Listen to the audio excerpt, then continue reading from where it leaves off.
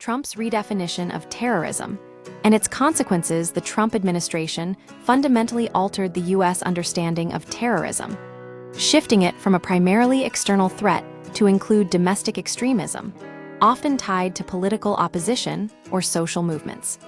This redefinition broadened the scope of counterterrorism efforts, leading to increased surveillance and suppression of dissent under the guise of national security.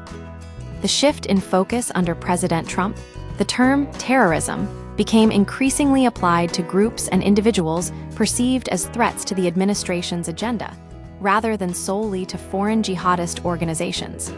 This included labeling certain anti-government protesters as domestic terrorists, a move critics argued politicized national security measures. Implications of the new definition. This broadened definition had several key consequences. Increased surveillance. Law enforcement agencies expanded their monitoring of activist groups and individuals critical of the administration. Suppression of dissent. The term terrorism was weaponized to justify crackdowns on protests and demonstrations, chilling free speech. Erosion of trust. The politicization of counterterrorism efforts eroded public trust in law enforcement and intelligence agencies.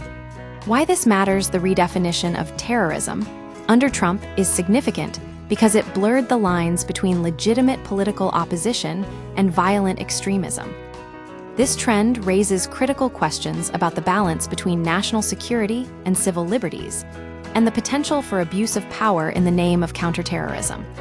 The broader context. This shift aligns with a wider pattern of authoritarian tactics employed during the Trump presidency, including demonizing political opponents and exploiting fear to consolidate power. The long-term effects of this redefinition remain to be seen, but the precedent it sets could further erode democratic norms and justify future abuses of counterterrorism measures.